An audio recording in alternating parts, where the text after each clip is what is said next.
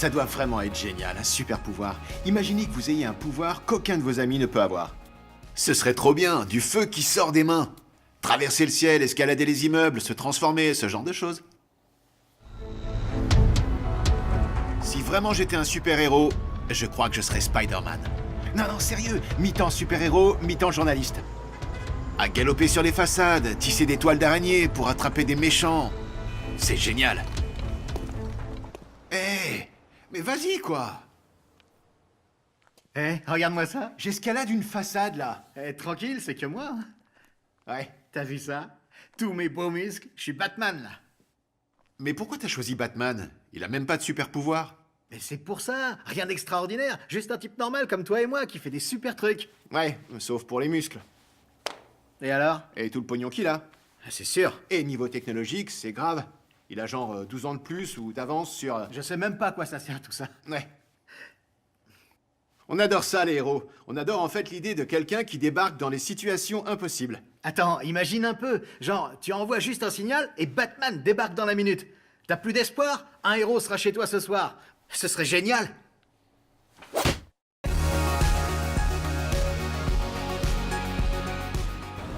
Oh, sûrement Iron Man, parce qu'il est toujours dans le coin, attentif à tout. Il est trop bien. Ouais, sûrement Spider-Man, les toiles d'araignée, tout ça, on dirait qu'il fait ce qu'il veut. Probablement quelqu'un qui peut voler ou être invisible. Moi, je serais bien Batman, parce que c'est le vrai super-héros. Quoi qu'il lui arrive, il a toujours des ressources, en fait. Probablement Superman, parce qu'il peut voler, puisqu'il a plein de super-pouvoirs. Moi, je serais Superman. Ça doit être trop cool de voler. Je serais Spider-Man. Moi, je serais Wonder Woman parce qu'elle est classe et sexy. Sexy. Et puissante aussi. Moi, j'aimerais respirer sous l'eau. J'aimerais trop ça, respirer sous l'eau, faire une chasse au trésor. Batman, ça c'est vraiment moi. Et ouais, je crois... Ouais, le meilleur, c'est Batman. Pour lui, tout est possible.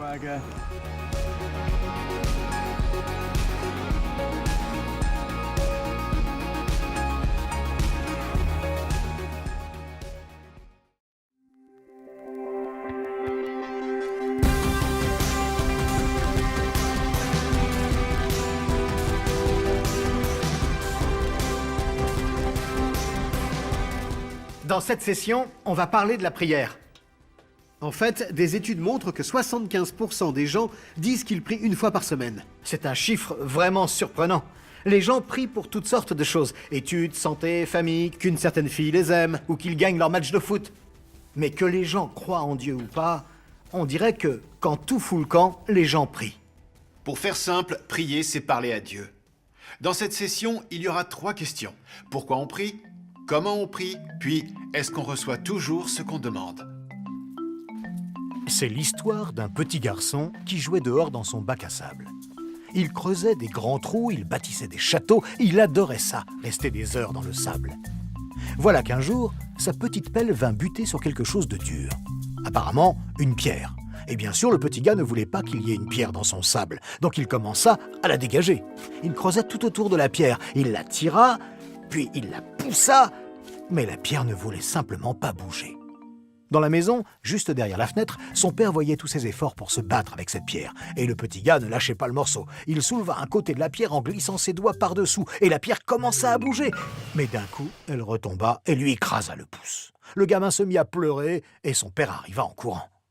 Le père prit son fils dans ses bras, puis il posa une question. « Dis-moi, je ne comprends pas. Pourquoi tu n'as pas utilisé toute ta force pour soulever cette pierre ?» Le garçon répondit dans ses larmes « Mais j'ai fait ça, je l'ai fait !»« Mais non, tu ne l'as pas fait, répondit son père. Tu ne m'as pas demandé mon aide. » Le gamin s'arrêta de pleurer. Il réfléchit un petit peu, puis il dit « Oui, papa.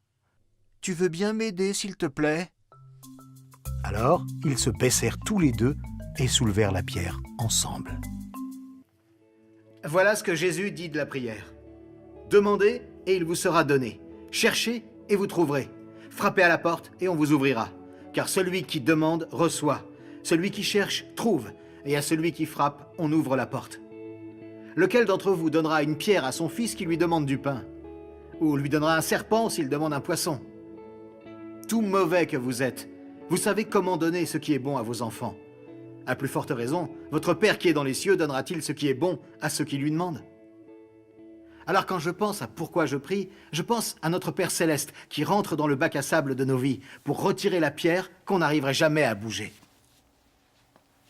La vérité, c'est la prière change les choses. Et on peut prier pour toutes sortes de choses, de petites choses et des grandes choses. Dieu prend soin de tout ce qui se passe dans votre famille, mais aussi de tout ce qui se trame autour du monde. Ouais, je me souviens d'une fois où tout se cassait la figure entre un ami et moi.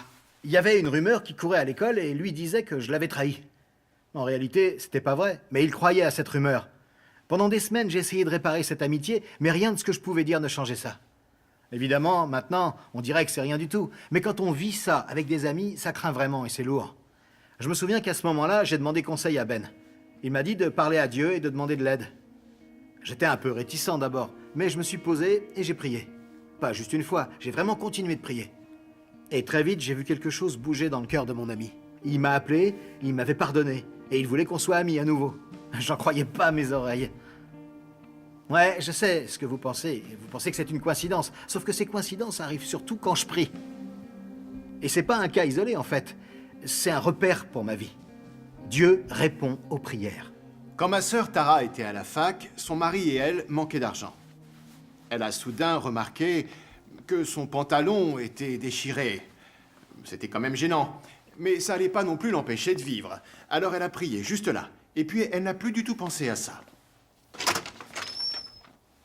La semaine suivante, elle est à l'église. Voilà qu'un gars qu'elle connaît court vers elle et dit « Tara, j'espérais te voir aujourd'hui. J'ai quelque chose pour toi. » Et puis il dit « Je sais que ça va te sembler bizarre, mais je priais l'autre jour et j'ai senti Dieu me dire de te donner cet argent et de te dire que c'est pour t'acheter un pantalon. Je sais pas ce que ça veut dire, mais c'est pour toi. » Ma sœur était plantée là, c'était incroyable. Elle savait que c'était une réponse à une prière et donc que ça ne pouvait venir que de Dieu. C'est quand même drôle de penser que Dieu s'intéresse à tous les aspects de nos vies, les grands et les petits. Mais des fois, quand on prie, on considère Dieu comme un distributeur et pas comme une personne. Nos prières ressemblent à ça. Je voudrais une bonne semaine et une voiture. Ah, dis, j'ai un examen cette semaine, donc si tu pouvais... Et une bonne note pour l'examen. Merci. Mais les prières, c'est plus que ça. Il ne s'agit pas de dire certains mots pour convaincre Dieu de faire certaines choses. L'histoire du gamin dans le bac à sable, c'est moins l'histoire d'une pierre qu'on bouge que celle d'un père qui désire être près de son fils. Il attendait juste qu'il demande. Quand Jésus a donné sa vie sur la croix, il a rétabli la possibilité d'être en relation avec Dieu. La prière, c'est simplement ça, être plus près de Dieu.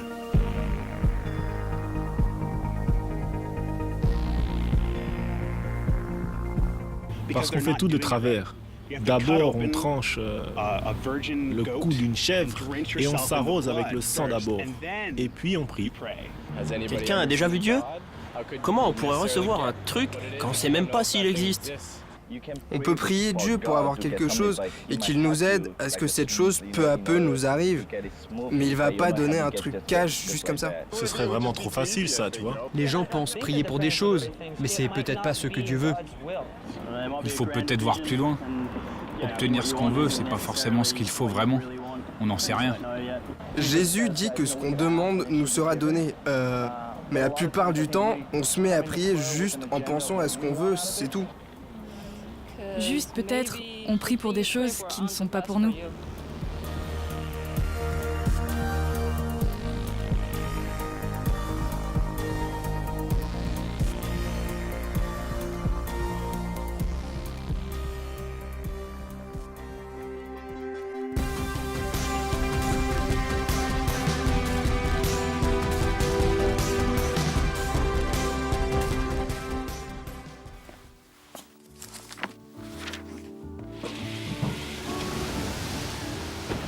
C'est la nuit, le ciel est déchaîné. Jésus et ses disciples naviguent sur la mer de Galilée.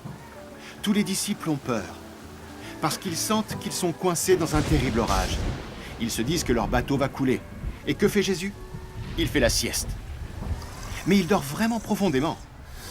Alors ses disciples le secouent et lui demandent « Tu réalises qu'on va mourir ?» Et là, Jésus se lève et parle à la tempête.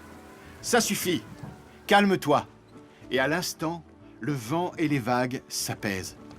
Alors Jésus se tourne vers ses disciples et leur dit « Pourquoi vous avez si peur? Vous avez donc si peu de foi ?» Oui, c'était flippant, toutes ces vagues et ce vent. Mais les disciples avaient oublié que Jésus, qui a pouvoir sur toute la création, était avec eux dans le bateau. La lettre aux Philippiens dit ceci. Ne vous inquiétez de rien, mais en toute chose, faites connaître vos besoins à Dieu par des prières et des supplications avec action de grâce. Jésus dit que notre Père Céleste donne de bonnes choses à qui demande. Dieu n'ignore jamais, il ne nous repousse jamais, il ne nous refile pas du second choix. Comme un bon parent, Dieu nous donne la bonne chose au bon moment. J'ai prié pour tel ou tel boulot ou pour avoir une copine, et tant mieux que Dieu ne m'ait pas donné ce que je voulais à ce moment-là. Parce que des fois, toutes les choses qu'on veut trop fort à un moment précis ne sont pas les meilleures pour nous, en fait. Ésaïe 55:8 dit ceci. « Vos pensées ne sont pas mes pensées, mes façons de faire ne sont pas les vôtres. Il y a une grande distance entre mes façons de faire et les vôtres, entre mes pensées et vos pensées. Elle est aussi grande que la distance entre le ciel et la terre. » Quand je prie, je me rappelle que Dieu est un bon père qui voit les choses en grand.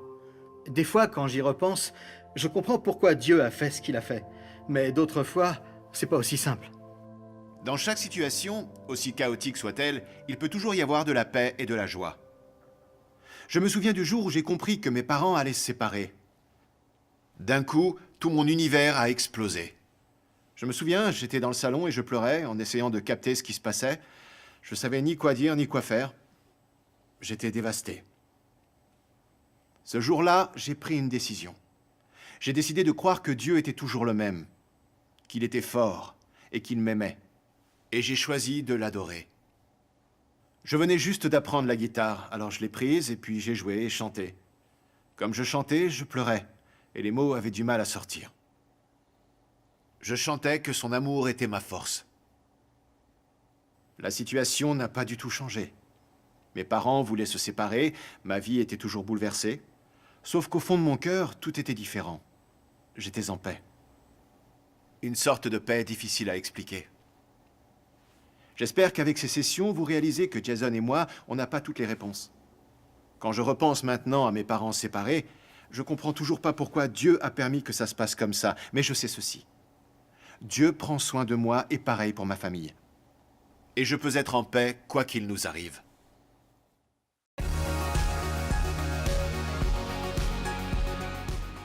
J'ai déjà essayé. Je veux dire, prier quelqu'un, pas vraiment Dieu nécessairement, mais une puissance. Une de mes amies mourait. Ça n'a pas marché. Si vous m'aviez demandé, quand je croyais encore à la prière, comment ça marche, je vous aurais dit que le Dieu à qui j'adressais ma prière me donnait la force de trouver les réponses au fond de moi. Mais si vous me demandez ça aujourd'hui, je dirais que je trouvais toutes les réponses en moi-même. Et puis, je blâmais quelqu'un d'autre pour tout ce qui marchait pas ensuite. Une fois, oui. Le souvenir qui me revient, c'est quand j'étais encore gamin, j'ai prié pour un petit tracteur. Mais j'ai jamais eu le tracteur. Je sais qu'il va me répondre, donc je prie pour toutes sortes de choses. J'ai essayé de prier plusieurs fois. Mon frère a un problème cardiaque, donc ma famille est quand même religieuse, donc on prie aussi parmi les choses qu'on fait. Je prie pour un tas de choses, ouais, je prie pour un tas de choses, je veux dire, c'est juste une question de foi, tu vois.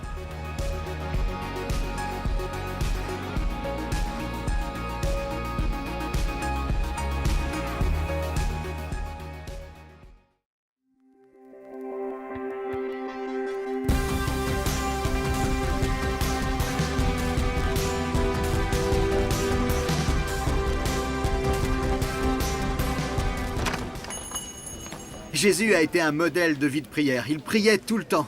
Dans les évangiles, on le voit prier avec les autres ou bien tout seul. On voit souvent qu'il choisit de s'éloigner de la foule et qu'il prend un temps à part juste pour parler avec son Père. À une occasion, les disciples de Jésus lui ont demandé s'il voulait bien leur apprendre à prier. On ne peut pas finir cette session sans vous dire à vous ce qu'il leur a dit à eux. Dans Matthieu 6,6, Jésus dit ceci. « Mais toi, quand tu veux prier, va dans la pièce la plus cachée de la maison, ferme la porte et prie ton Père qui est là, même dans cet endroit secret. Ton Père voit ce que tu fais en secret et il te récompensera. » Je me souviens, quand je grandissais, chaque matin, je trouvais mon père assis sur la même vieille chaise verte, à prier et parcourir sa Bible. Il savait que c'était le meilleur endroit pour lui pour ne pas être distrait et être seul avec Dieu. J'ai aussi un ami, par exemple, il ne s'assied pas sur une chaise verte. Il aime bien se promener quand il prie. Il m'a fait comprendre que chacun a besoin de trouver son propre lieu pour se connecter à Dieu. Parce que pour chacun d'entre nous, le temps, le lieu pour rencontrer Dieu sera unique. Ce serait quoi votre lieu à vous? Quel serait ce moment chaque jour pour un temps à part avec Dieu? Et Jésus continue en disant « Quand vous priez, ne faites pas comme les hommes faux. Ils aiment prier debout, dans les maisons de prière et au coin des rues pour que tout le monde les voie. Quand vous priez, ne rabâchez pas comme les païens. Ils croient que Dieu va les écouter parce qu'ils parlent beaucoup. Ne faites pas comme eux. En effet, votre Père sait ce qu'il vous faut avant que vous le demandiez. Jésus a été clair, la prière ce n'est pas un spectacle ou une démonstration religieuse. La prière c'est simple, ça part du cœur. Juste vous qui parlez à Dieu. Juste comme une conversation entre deux amis. Il n'y a pas de mot magique pour qu'une prière soit parfaite. D'ailleurs, il n'y a pas besoin de formule magique. Dieu répond à chaque prière simple, à chaque prière de foi. Jésus, dans un de ses discours, le Sermon sur la montagne, nous a donné un modèle de prière. On va voir ça maintenant, phrase par phrase. Voilà ce qu'il a dit. Voici comment vous pouvez prier. Notre Père qui es aux cieux, que ton nom soit sanctifié. J'aime ça que Jésus nous dise de commencer nos prières en parlant à notre Père. Dieu est notre Père céleste, si bon et généreux.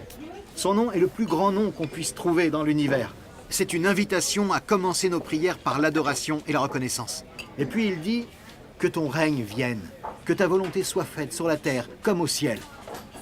Quand on prie, on demande que ses plans se réalisent dans nos vies. On invite la réalité du royaume de Dieu à envahir le contexte dans lequel on vit. Et il continue comme ça. Donne-nous aujourd'hui notre pain de ce jour. C'est une invitation de Jésus à confier chacun de nos besoins jour après jour. Dieu prend soin même de nos plus petits besoins. Et pardonne-nous nos fautes comme nous pardonnons à ceux qui nous ont offensés. Faute, c'est un autre mot pour dire ce qu'on fait de travers. Quand nous gardons des choses cachées ou que nos cœurs sont bouffés par l'amertume et la colère, tout cela affaiblit la force de nos prières. Quand on demande à Jésus de nous pardonner, la réponse est toujours oui.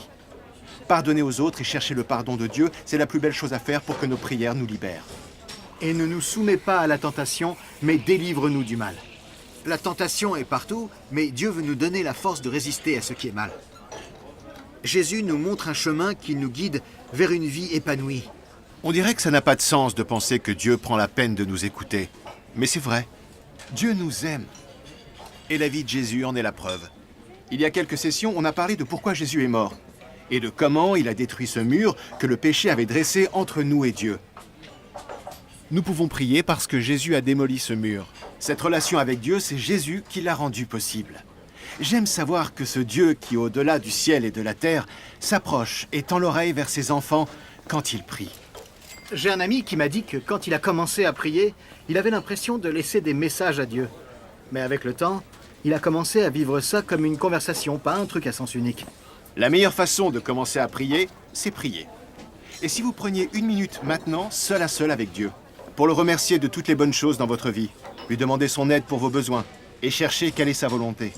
La prière, c'est la part immanquable de la relation à Jésus. Alors lancez-vous. Dieu vous écoute.